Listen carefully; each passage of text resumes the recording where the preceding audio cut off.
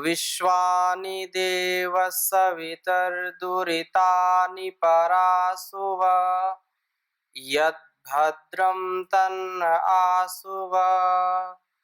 ओम शांति शांति शांति।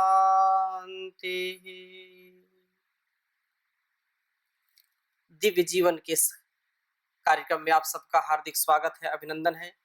मैं स्वामी परमार्थ देव और संपूर्ण जीवन के दिव्य अस्तित्व के लिए, संपूर्ण जीवन को सुख शांति समृद्धि आनंद से परिपूर्ण करने के लिए हम अखंड प्रचंड पुरुषार्थ करें, महापुरुषों के द्वारा बताए गए मार्ग का अनुसरण करें, क्योंकि यह मार्ग इतना सरल भी नहीं है।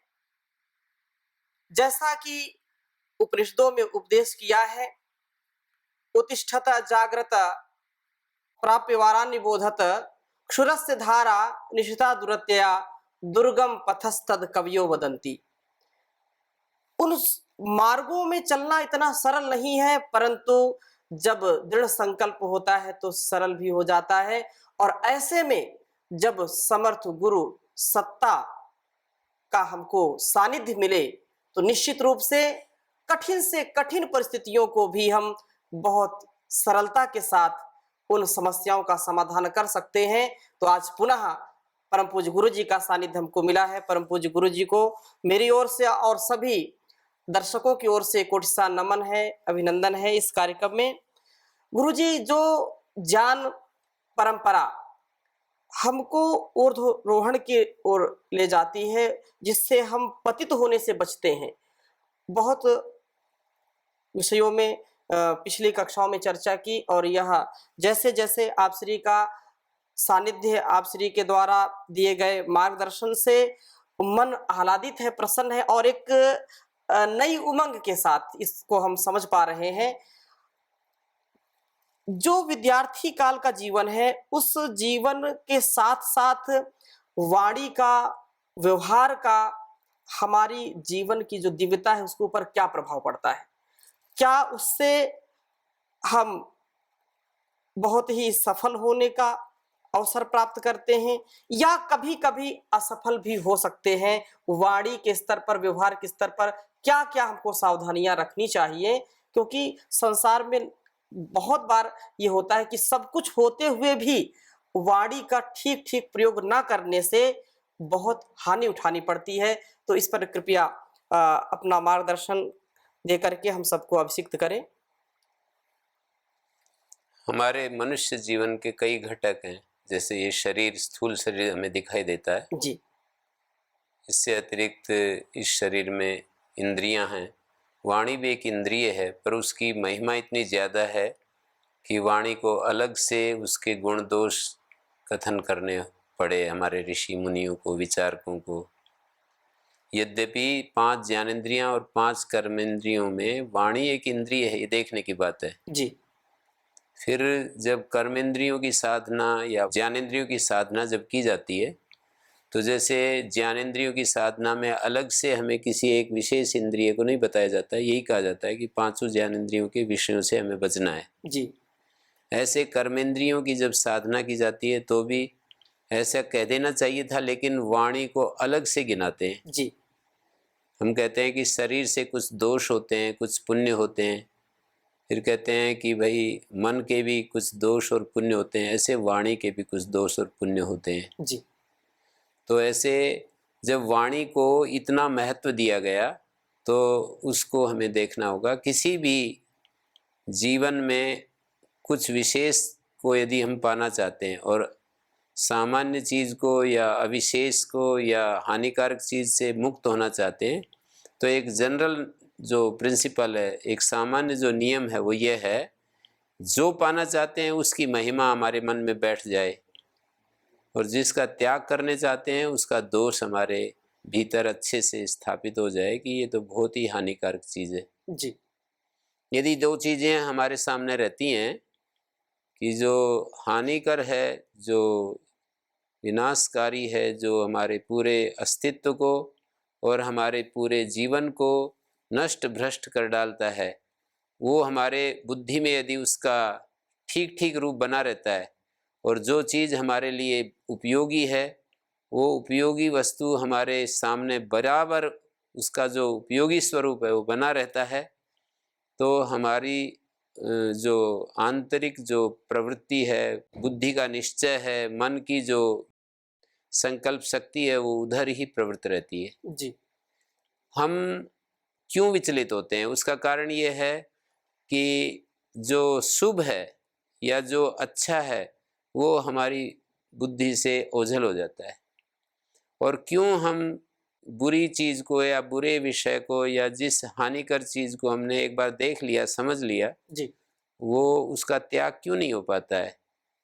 कि जिस समय उस बुराई से गुजर रहे होते हैं तब तो मनुष्य का जो मन होता है वो बहुत ही उस समय कष्ट में होता है, और वो ये निश्चय भी करता है कि मैं आगे कभी भी इस जीवन में पुनरावृत्ति नहीं करूँगा, मैं कभी भी ये दोष नहीं करूँगा, कभी भी इस चीज़ में नहीं जाऊँगा जो मेरे से ये भूल हो रही है और जो मुझे कष्ट मिल रहा है, मैं इस भूल को कभी भी नहीं रिपीट करूँगा। तो ऐसा विशेष प्रज्ञा से प्रेरित जन ही ऐसा करने में समर्थ हो सकते हैं गुरुजी, लेकिन सर्वसाधारण में या सामान्य से लोग होते हैं, जब उनको लगता है कि नहीं लोग अपमानित कर रहे हैं, जो मैंने कृत्य किया है या जिस परेशानी से जिस कठिनाई से या जिस दुरित से मैं गुजर रहा हूँ और उसमें लोक का भी मुझको सहारा नहीं मिल रहा है, तब वो पश्चाताप करता है।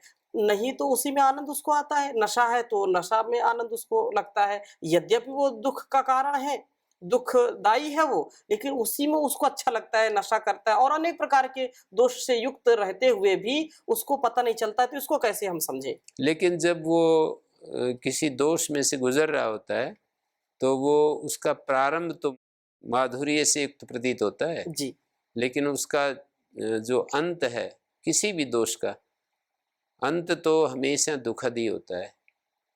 प्रारंभ जैसे शराबी शराब पीने से पहले तो बहुत ही उत्तेजित रहता है, जी। उसके मन में बहुत ही एक उत्साह रहता है कि मैं आज मित्रों के साथ इस तरह से मैं सब इस पार्टी में जा रहा हूँ, और बड़ा खुश रहता है। लेकिन उसका जो परिणाम है, अर्थात जब वो रात भर शराब के उस दौर से गुजरने के बाद जब प्रातःकाल होता है, जी।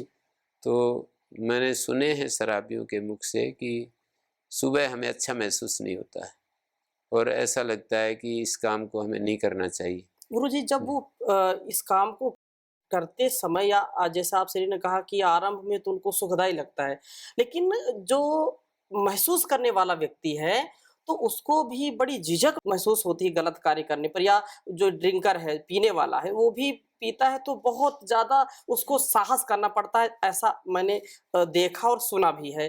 तो ये कोई अच्छा नहीं लक्षण है, फिर भी क्यों करता है? एक ये तो शराब का तो एक उदाहरण मात्र है। जी, जी। सभी बुराइयों के का उपलक्षण लेकर के हम किसी एक दोष पर विचार कर रहे हैं, वो सभी का उपलक्षण है। उपलक्षण मानी नमूना मात्र है वो। जी, जी, जी, जी। सारे ही बुराई ऐसी ही होती है जी। कि उसका प्रारंभ माधुर्य से भरा होता है और अंत पश्चाताप से। जी। ये तो एक नियम है कि थोड़ा संवेदनशील तो होना चाहिए। हुँ, हुँ। बिल्कुल कोई बेहोश है और उसी में वो रस ले रहा है जी। और उसी तरह से, पर मनुष्य का जो व्यक्तित्व है, मनुष्य की रचना है, वो ऐसी नहीं है कि उसको कभी भी ये एहसास ना हो कि मैं जो कर रहा हूँ वो बहुत ही सुखद है। एक चित्त की एक स्थिति नहीं रहती है जी। कि वो हमेशा ऐसा महसूस करता रहे कि मुझे बहुत अच्छा लग रहा है। वो एक समय अच्छा लग रहा है तो दूसरे समय उसको बुरा भी लगता है। जी। इसी को तो त्रिगुणात्मक चित्त कहते हैं। मन जो है वो त्रिगुणात्मक है, हर चीज़ त्रिगुणात्मक है, हर चीज़ बदलती रहती है।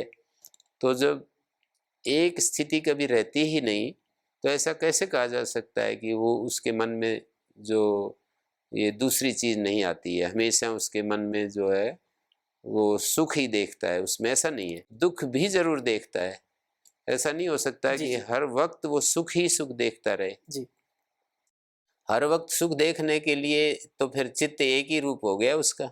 चित्त तो एक रूप होता नहीं है ना, क्या बदलने वाला है। क्या ऐसा कोई भी व्यक्ति नहीं जो एक ही धारा में बहता चला जाए?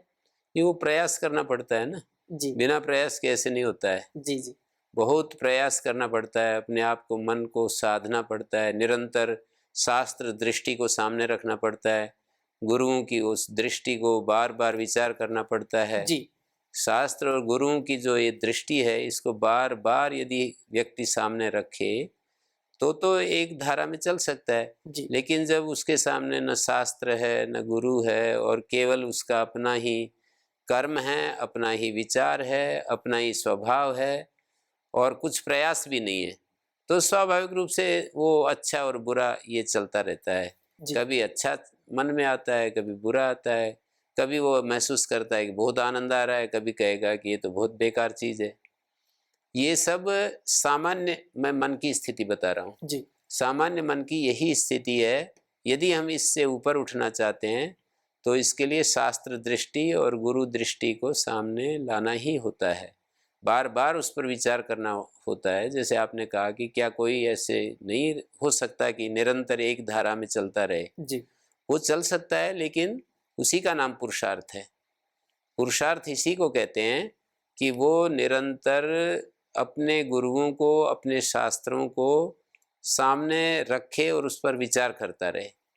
यदि ऐसा नहीं करता है जी तो जो स्वभाव है वो यही है कि कभी रजोगुण आएगा, कभी तमोगुण आएगा, कभी सत्वगुण आएगा। मानी कभी उसको शांति, संतोष और ये जो अच्छे लोगों के जो जीवन का क्रम है वो पसंद आएगा, कभी उसको चंचलता भरे दृश्य अच्छे लगेंगे, जी कभी आलस्य अच्छा लगेगा, कुछ भी न करने की जो इच्छा है वो आएगी।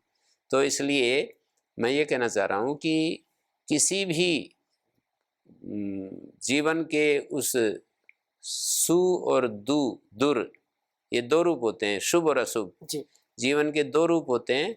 किसी भी शुभ रूप से यदि हम शुभ रूप में ही रहना चाहते हैं और अशुभ से हटना चाहते हैं तो उसका एक ही क्रम है। अशुभ से अपने आप को बचाने के लिए उसके अंदर दोष देखा जाए, दोष दर्शन, दुख दर्शन। जी अशुभ में दोष दर्शन और दुख दर्शन यदि नहीं होता है तो अशुभ से कैसे हम हट सकते हैं? कोई उपाय नहीं है।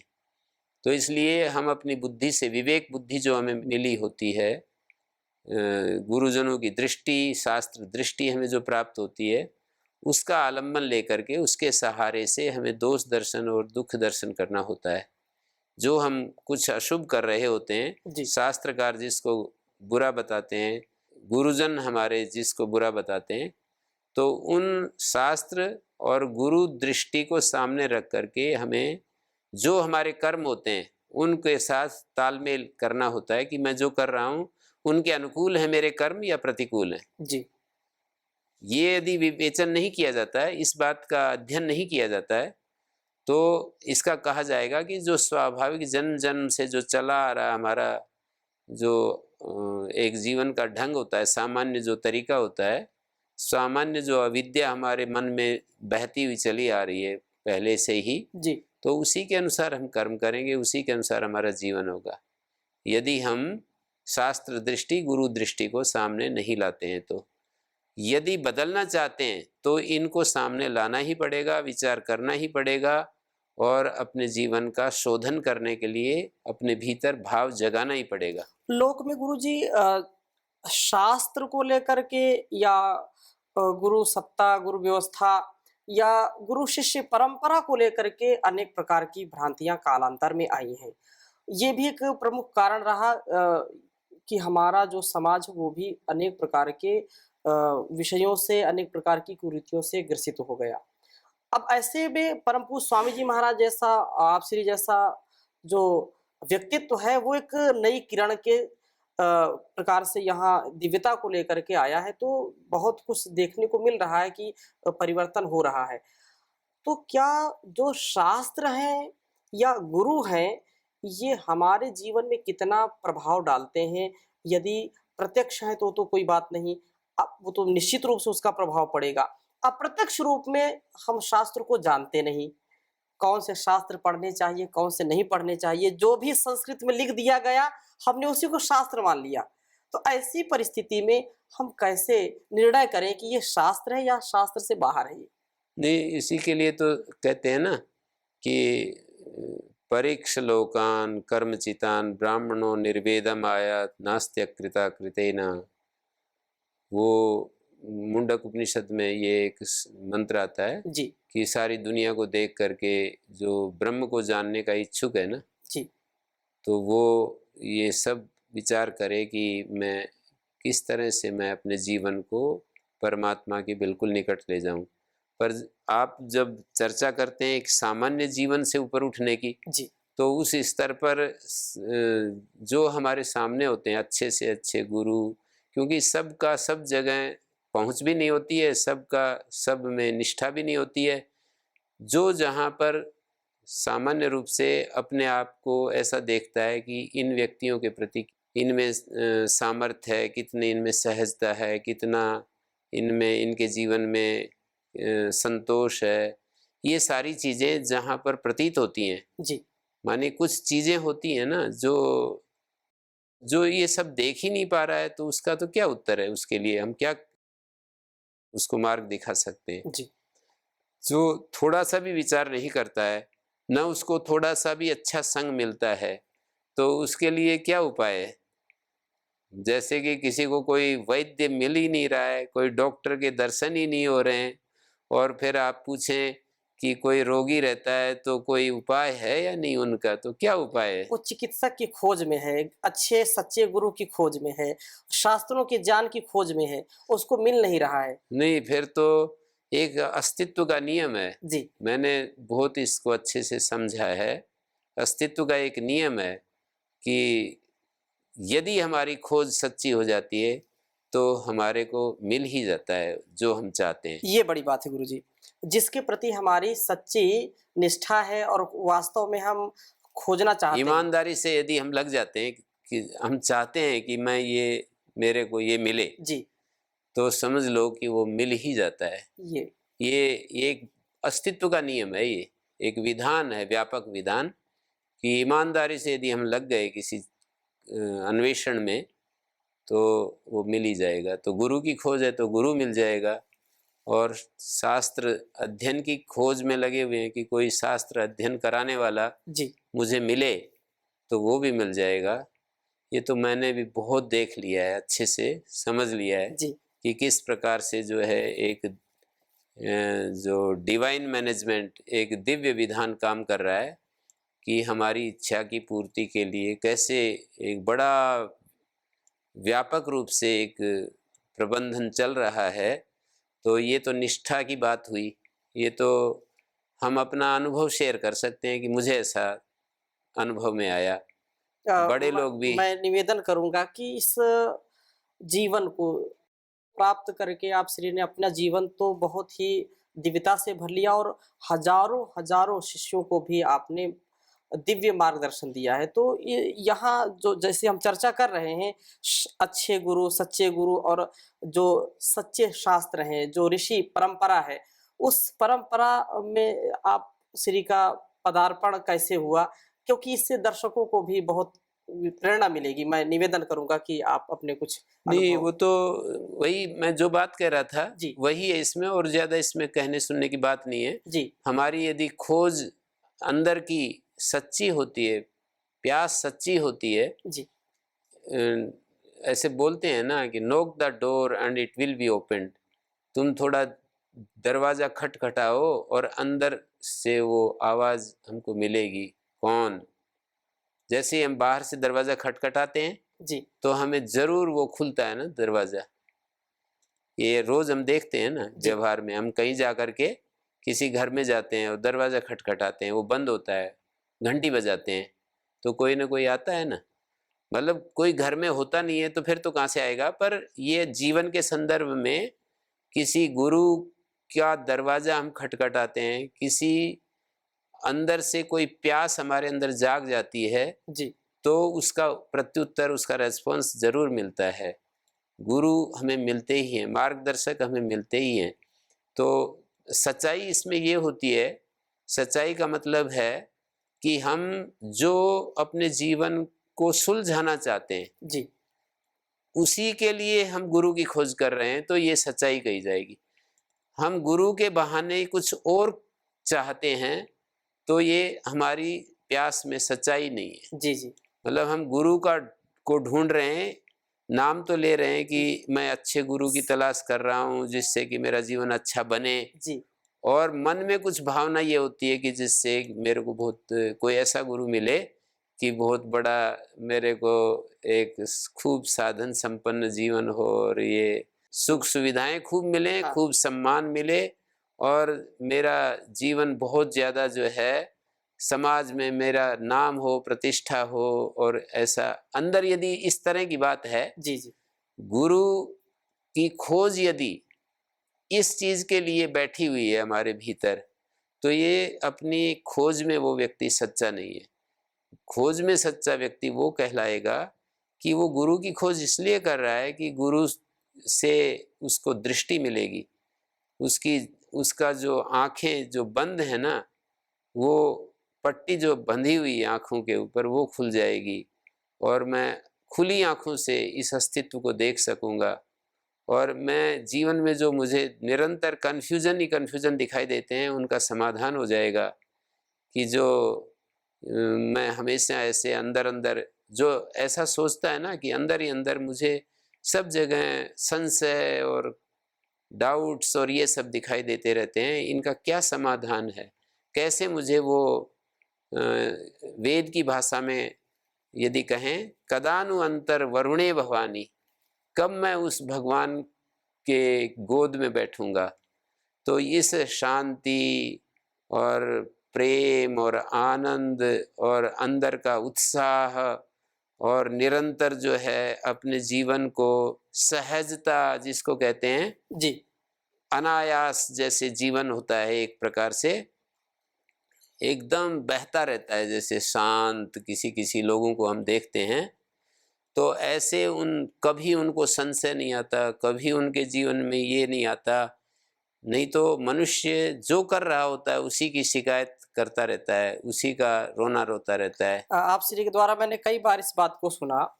महाभाष्य में शायद कहीं पंक्ति आती है, जी तत्कारी तद्वेषी। हाँ, महाभाष्य में, व्याकरण महाभाष्य में आता है, कई जगह आता रहता है जी कि व्यक्ति को तत्कारी तद्वेषी नहीं होना चाहिए। जी माने जिस काम को कर रहे होते हैं उसी से हम अप्रीति भी करते रहते हैं, शिकायत भी करते रहते हैं कि क्या करें, बस दिन काट रहे हैं, क्या करें, बस जो जहाँ है वो असंतुष्ट दिखाई देगा। असंतोष तो अच्छा है आगे बढ़ने के लिए, लेकिन मतलब असंतोष इस अर्थ में नहीं कि ये जो है जो हम कर्तव्य हमें मिला है उस कर्तव्य को ठीक से करते नहीं है जी और दूसरी दूसरी चीज़ों की तरफ देखते रहते हैं, तो इससे हमारे को कुछ नहीं मिलता है। तो जो बात आपने चलाई थी उसका यही मैं कहूँगा कि हमारे जीवन में यदि ये एक दृष्टि में बात आ जाती है कि जो हमें नहीं चाहिए उसके नहीं क्यों नहीं चाहिए, क्योंकि उसका परिणाम हमें ठीक से दिखाई दे रहा है। जी किसी चीज़ को हम नहीं चाहते हैं तो कोई कारण है ना कि ये मुझे नहीं चाहिए। बिना कारण के कोई कार्य होता हाँ, नहीं, कारण तो हम जब ये विचार करते हैं, निर्णय लेते हैं मुझे ये नहीं चाहिए, जी तो कोई कारण होता है ना कि हम क्यों नहीं चाहिए, किस लिए नहीं चाहिए। दूसरे लोग तो बहुत चाह रहे हैं, जी आप क्यों नहीं चाहते हैं। जी तो जब हम नहीं चाहते हैं तो वो कारण बिल्कुल गहराई तक वो हमारे अंदर बैठ जाना चाहिए कि ये इसके कारण है, इसलिए मैं इसको नहीं चाहता हूँ। इससे मेरी सामाजिक हानि होगी, इससे मेरी आर्थिक हानि होगी, इससे मेरा चरित्र की हानि होगी, इससे मेरे जीवन की ऊर्जा की हानि होती है, मेरा जन्म जन्म बिगड़ जाएगा, इससे मेरे को कितना मेरा पतन हो जाएगा। जी ऐसे जब हम सोचते हैं, किसी भी कर्म को इतना दुखदायी रूप में जब देखते हैं, जो भी हम कर रहे होते हैं उसमें यदि दुख दर्शन होता है तो उस काम को हम लंबे समय तक चला नहीं सकते हैं।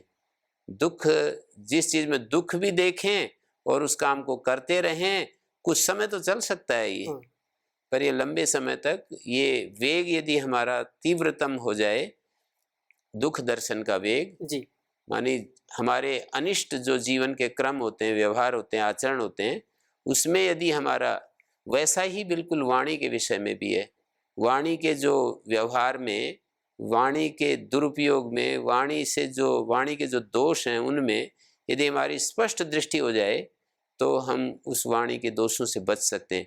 और वाणी के जो लाभ हैं उनमें यदि स्पष्ट बुद्धि हो जाए कि इससे कितना लाभ होता है, ये कितनी अच्छी चीज़ है, तो उसमें हम लगे रहते हैं। जी तो अब ये आप पूछेंगे कि वाणी के कौन से दोष हैं, वाणी के कौन से लाभ हैं, ऐसे कैसे विचार करे एक सामान्य व्यक्ति? जी जी तो उसमें तो यही कहा जाएगा कि उसके बहुत सारे उम, वाणी के शास्त्रकारों ने गिनाए हैं, मनु महाराज ने गिनाए हैं और भगवान बुद्ध ने गिनाए हैं और वात्स्यायन भाष्य में भी, न्याय दर्शन का वात्स्यायन भाष्य है, जी उसमें भी गिनाए हैं। तो इस प्रकार से वाणी के ये सब गिनाए हैं। मुझे लगता है कि इसके लिए निस्संदेह दूसरी गुरुजी। नहीं, आपने बहुत यहीं पर अच्छा भी संकेत किया गुरुजी, और हमको जो एक गुरु की दृष्टि मिल जाए, शास्त्र की दृष्टि मिल जाए, हम शास्त्र के आदेश के अनुसार, उनके उपदेश के अनुसार अपने जीवन को जिएँ और गुरु का प्रियाचरण करें। समर्थ गुरुओं की सन्निधि में उनकी आज्ञा का पालन करते रहें, तो एक दीर्घ काल का पूरे जीवन का जो अनुभव होता है, हमको मिल जाता है। गुरुओं की दृष्टि को हम अपनी दृष्टि बनाएँ, तो इस दृष्टि शुभ से भर जाएगी, दिव्यता से भर जाएगी। परम पूज्य गुरु जी ने वाणी के विषय में, व्यवहार के विषय में ये बातें रखी, और अन्य शास्त्रों में इसका कितना महिमा मंडन किया गया है। अनेक महापुरुषों ने वाणी और व्यवहार के ऊपर कितना बल दिया है, इसकी चर्चा हम अगली कक्षा में करेंगे परम पूज्य गुरु जी के साथ। आज की कक्षा को यहीं पर आप सबकी ओर से और मैं हृदय की गहराइयों से परम पूज्य गुरु जी को प्रणाम करते हुए, नमन वंदन करते हुए आज की कक्षा को यहीं पर विराम देते हैं। ओम शांति शांति शांति।